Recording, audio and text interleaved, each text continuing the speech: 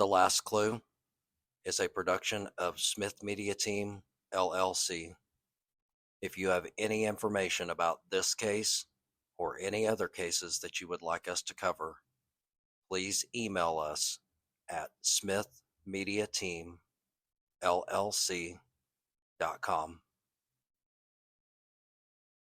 This is a special two-part episode of The Last Clue. Episode 1, The Life and Death of Joe Powell. Before the headlines, before the police reports, there was simply Joe, a young man with a big heart, big dreams, and a future that seemed destined for greatness. But that future was cut short in the most brutal way. To understand what was lost, we must first understand who Joe really was. You might be asking yourself why we are revisiting a story we have previously covered in that of Joe Powell with the University of Oklahoma. There have been a few developments in his story, and we want to pass those along to you as our listeners, as we feel that you deserve this information as much as the rest of us deserve this information. And hopefully you can help us get this word out for his mom and his family to get some justice for Joe. Joe Powell was born in Springfield, Missouri on February 7th, 2002. He is the first child of Amanda and her husband, who was a National Guardsman. His father was deployed to Iraq for 18 months, and that left his mother, Amanda, balancing not only teaching, but also raising Joe and his siblings. When they grew up, Joe grew up in Joplin, Missouri. He attended the Joplin schools from elementary all the way through high school. He was always known for kindness, his protective nature, and an undying loyalty to his friends. He volunteered in a buddy program for students with disabilities, which showed his compassion at a very early age. He was also a high school football star. He played football at Joplin High and was recognized as being not only tough, but hardworking. His teachers praised him for his determination and his team-first mentality. When they left Joplin, they moved to Miami, Oklahoma for a time before Joe enrolled at the University of Oklahoma in 2021 to study engineering. He took some time off to serve as a medic in the Oklahoma National Guard, where he gained emergency medicine experience in real-world trauma situations. That brought him to switch gears to nursing, where he planned to become a physician assistant. He even walked onto OU's football team briefly and later joined the rugby team. By 2024, Joe was ranked number 7 nationally in his rugby position. And if you know anything about rugby, that is a very tight-knit group of people. Rugby is a dangerous and violent sport, and whether you're a teammate or whether you're an opponent, you leave everything on the pitch. And those guys tend to be friends for the remainder of their lives. I honestly don't know a lot about rugby. Now, is it, would you say it's a fast paced sport? Pretty hard hitting, kind of like a football type of situation? Or would you say it's an easy transition from football to rugby? I would think so because there are some rugby players that have famously transitioned to football. Um, as for fast pace, it can be, Okay. but there is also a lot of strategy involved with rugby, um, where it slows down to a point where it's time not to slow down, Okay. and then it can be very, very fast paced and hard hitting at the drop of a dime. Okay. Well, I just got some education there on rugby, so it sounds like a pretty intense sport. Um, but Joe was obviously very good at it, being ranked number 7 nationally in his position with a school like OU. That's highly commendable. So Joe applied to OU's highly competitive nursing program in 2025 when he switched gears from engineering to nursing after getting some of that real world training in medical from the OU National Guard. And he actually received an acceptance letter for that nursing program within OU. Sadly, it arrived after Joe passed. That is yet another tragic and unfortunate part of this story, that he was accepted into the nursing program that he had so wanted to become a part of, but he was accepted posthumously. Just another sad part of this story that seems to be built on sad parts. There's there's an awful lot of sad parts to this. I mean, we already know just on basic math that we've lost a 23-year-old, highly educated, highly compassionate soul. He was an athlete, a soldier, a scholar, and a son. But in the early hours of March 2nd, 2025, Joe Powell's story took a sudden and devastating turn. The night of the incident, It began like so many nights in a college town: friends, teammates, a bar near Campus Corner. But by dawn, Joe Powell would be clinging to life.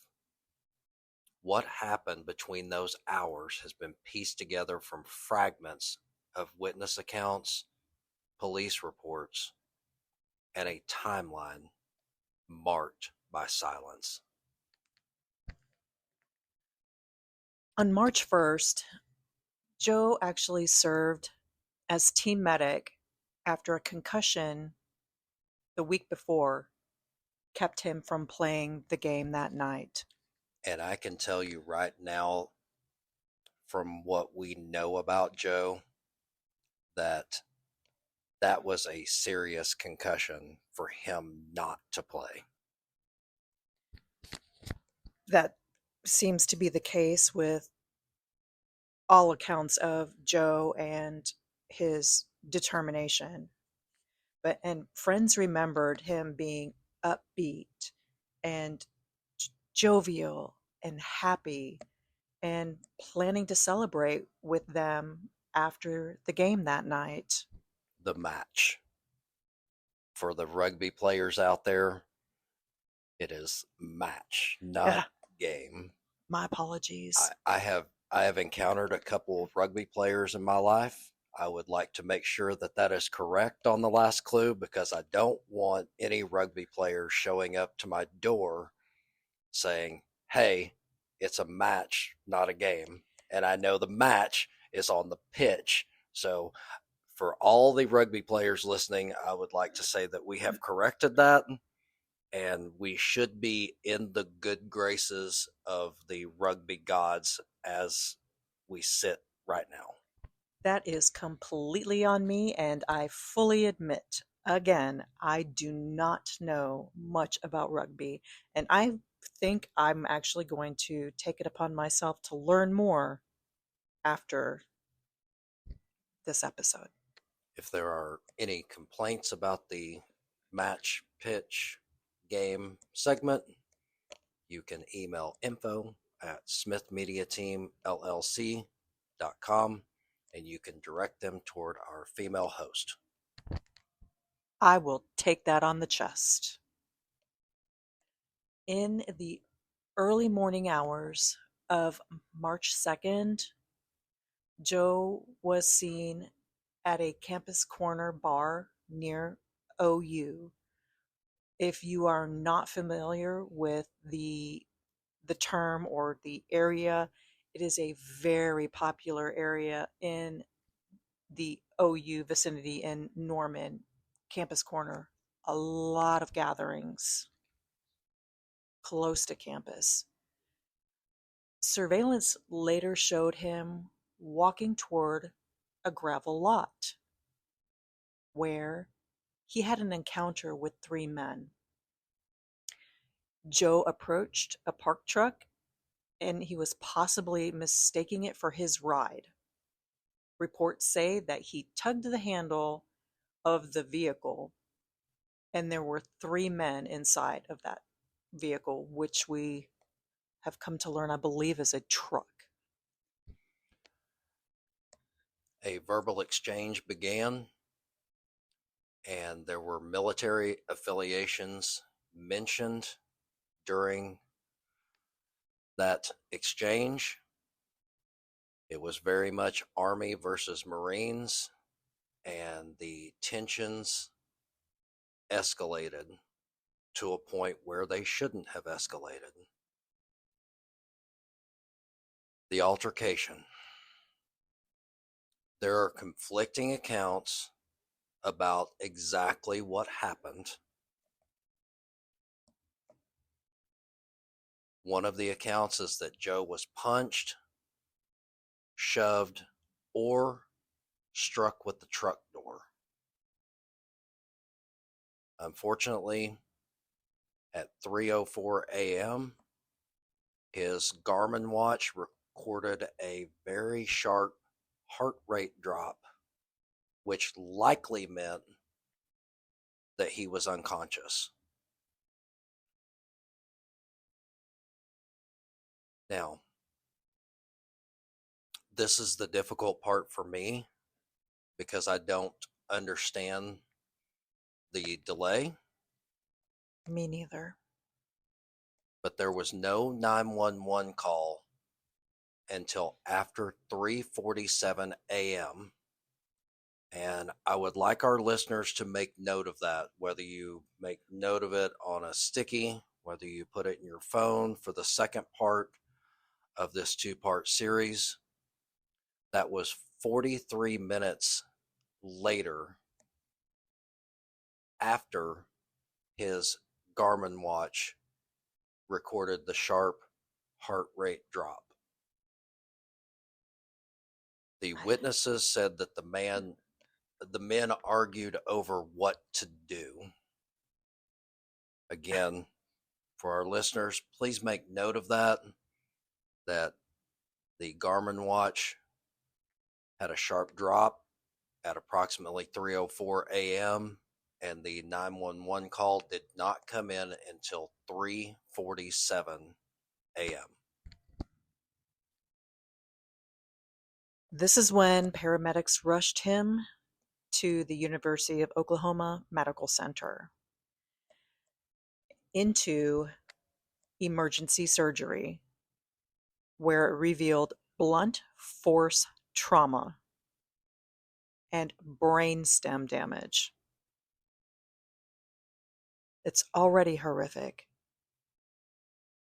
So there's some key questions that have been raised, and we would like you to write yours down because we feel like we've got some of the same ones. First one being, why? Why the 43-minute delay? For me, besides the delay, why after or at 3 o'clock in the morning, why did anyone think that Joe posed a threat by mistakenly trying to open a door to a truck that he thought was his ride home? Or is this a misunderstanding along with a battle of a military affiliation that just went violent? Were the men protecting themselves? Were they covering for each other?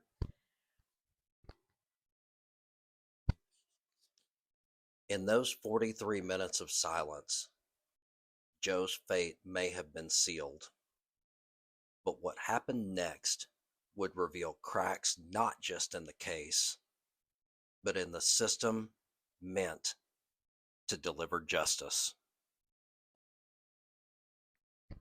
The investigation.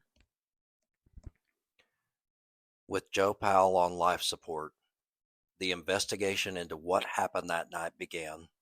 But soon, his family would learn that gathering facts and pursuing justice are not always the same thing. The Norman Police Department interviewed witnesses and confirmed the men admitted to a fight. So we have a clear admission of a fight at this point. We do. But police never released the men's names to the public. I understand the reasoning behind not releasing names in police reports. However, from what I have read, the main reason that the men's names were not released to the public was out of protection of those men. Mm. My question is, where is the protection for Joe? Joe lost his life that night in a fight with men whose names have not been released to the public. There is no greater danger than death, and yet you have a family grieving, and we have men who admitted to a fight, that admitted that they waited over 40 minutes to call 911. I definitely have a theory as to why that 911 call was delayed, but I have no reasoning whatsoever as to why those men's names were not released. I have no idea. And I'll take you a little step further. The Norman Police Department has no idea why they haven't released those names. They are doing it because the way that they wrote the police report, they have blamed it on this young man who lost his life. Those names may never come out, but And they should. that's where our listeners can come in when we get into part two of the Joe Powell case. I agree. And when this incident happened, it was presented by Norman Police Department as a death investigation. And that is potentially why the names of these men were not released at that time. However, I still have an issue with 3 versus 1. It was also presented by Norman Police Department as a crime committed by Joe Powell, which we will get into. We will. Once the medical examiner's report was received, guess what was on there? When the medical examiner's report finally Finally came out, which has just been recently, and I will remind our listeners that are listening to this on day one, it is late August of 2025, and this incident happened in early March of 2025.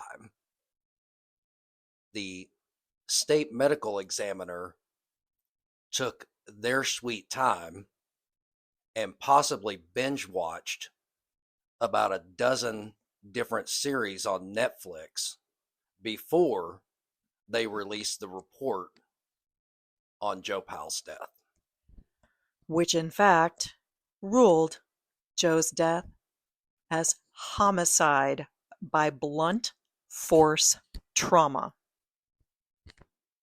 and better yet, there was absolutely no evidence, according to the state of Oklahoma and the medical examiner's report.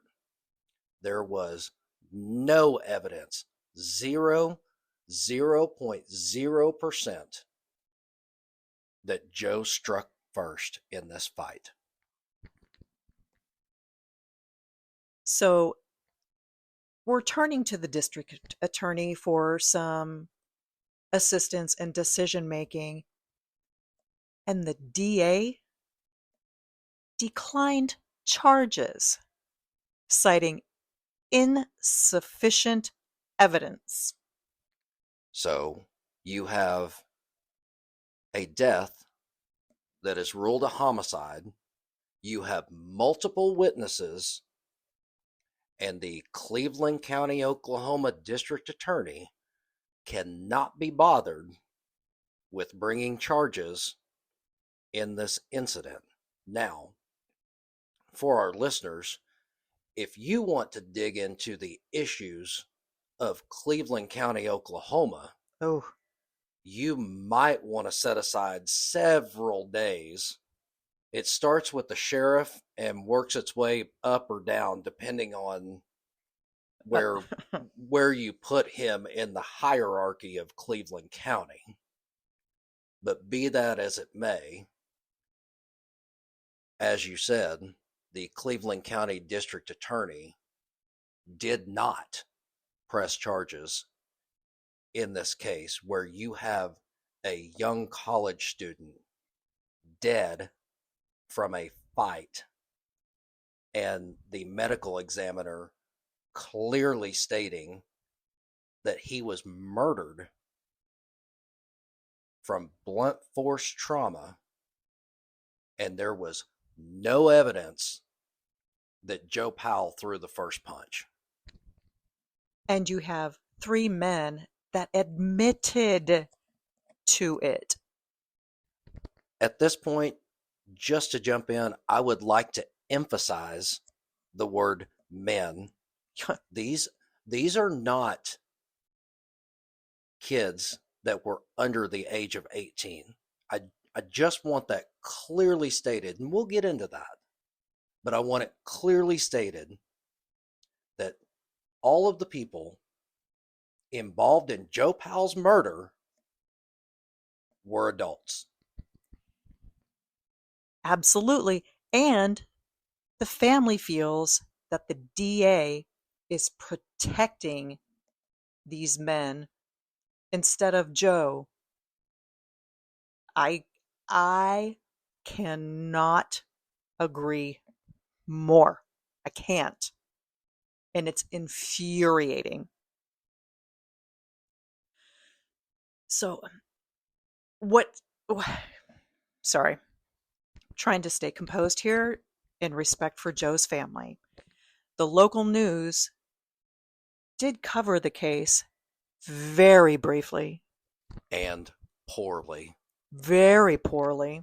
I can tell you this, if this had been a homicide of the same nature, the same exact nature, but had been in Oklahoma City, this would have been covered exponentially more than it was since the homicide occurred in Norman.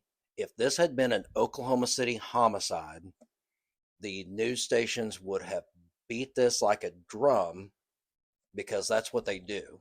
They don't want to go.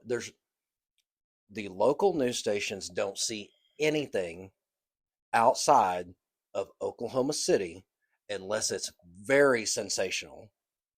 And then they'll go. But in all due respect, I think the world of this man. I know you do too. But if it's not weather coverage from David Payne, Mm-hmm. then if it didn't happen in Oklahoma City, it didn't happen. I think I would go so far as to say I feel like the Tulsa news stations covered this just as well or maybe slightly better I agree. than Oklahoma City. Had this been an Oklahoma City Community College student, had this been a student from UCO, from Edmond, University of Central Oklahoma, from Edmond, that is a affluent school, it's not nearly as big as where Joe went to school, but it is very affluent. There's a lot of money in Edmond. This would have been covered tenfold compared to what it has been covered in the local news. And OU is a major university. Not only that, but this family deserves answers. And these news coverages that we speak of that's used very loosely because the details were more than lacking. There were no headlines, there were no alerts, there was no follow up, there was nothing. And friends and family and teammates, vigils and protests began calling for transparency where there hasn't been any. And for me, and I don't mean to beat this into the ground, but there was very little coverage of Joe's murder. And I'm going Mhm. to continue to stand on that word. I'm with you. There was very little coverage until recently when the Oklahoma State Medical Examiner's report came out. So from March until now, 5 months. very, if any, coverage from the news stations when you've got a student who had his whole life ahead of him that was murdered in a parking lot. And oh, by the way, there was more than just human witnesses to this murder. And again, we're going to get into that shortly. But we've got a mother she is doing all of this on her own, trying to get some answers for her son, Joe. She is begging and pleading for help, any assistance. And our listeners, please, this is where you come in. Please help us help Amanda get justice for Joe. This is nonsensical, and we need your help. For Amanda Powell, Joe's mother. This was only the first blow. Not just the loss of her son, but the crushing realization that those responsible might never face consequences. This was just the beginning. Next time, we'll hear Amanda's own words in the email she wrote demanding justice, and we'll examine the delays, the autopsy, and the questions that haunt this case to this day. The Last Clue is a production of Smith Media Team, LLC. If you have any information about this case or any other cases that you would like to see us cover, please email us at info@smithmediateamllc.com.